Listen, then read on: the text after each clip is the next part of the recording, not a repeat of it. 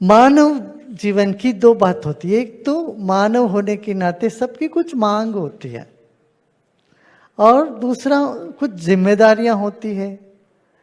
हमारी मांग कम हो, जिम्मेदारी अधिक हो तो हम सुखी रहते हैं, और जिम्मेदारी नहीं ले हम अपने जीवन में और मांग को ही ज्यादा बढ़ाते जाएं, ये दुख की फॉर्मूला है।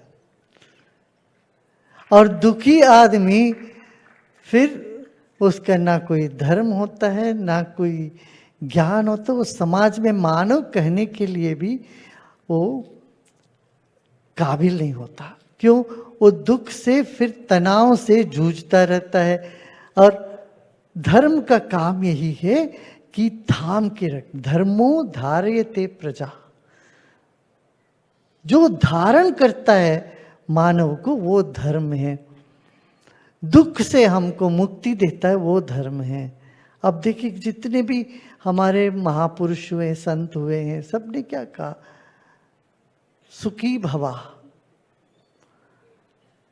सब सुखी रहे, लोका समस्ता सुखिनो भवन्तु, ये हम कहते हैं, सारे लोग सुखी रहे। उसका मुख्य मूल मंत्र है मानव जीवन में हमें वैविध्यता को अपनाए।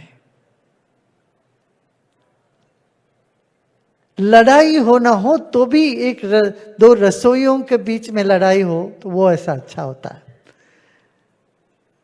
एक बार ऐसी दो दुकानदार थे, दोनों हलवाई, तेरे मिठाई की दुकान थी, दोनों में लड़ाई होगी तो दोनों क्या था, उनके हाथ में लड्डू ही थी, तो एक दूसरे पर लड्डू फेंकते थे। पूरा गांव जश्न मनाया। गांव के लोगों ने कहा ऐसी लड़ाई आपके बीच में रोज होता रहे। हमारे यहाँ यही कहा गया है कि वादे वादे जायते तत्व बोधा। हम ये सब एक नहीं होने की जरूरत है, मगर सामरस्य होने की जरूरत है, सामरस्य की आवश्यकता है। इसलिए हमारे यहाँ इतने सारे संप्रदाय है, पद है, हर पद की अपनी विशेषता है। अभी हम जब सुन रहे थे, स्वामी जी बोल रहे थे, स्वामीनारायण के महंत जी हमारे,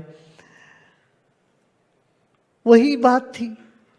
भगवान विविधता पसंद करता है, नहीं तो इतने तरह के फूल, इतने तरह की सब्जी क्यों उगाता? भगवान कहते तो एक आलू बना के बस यही खाते रहो जिंदगी भर।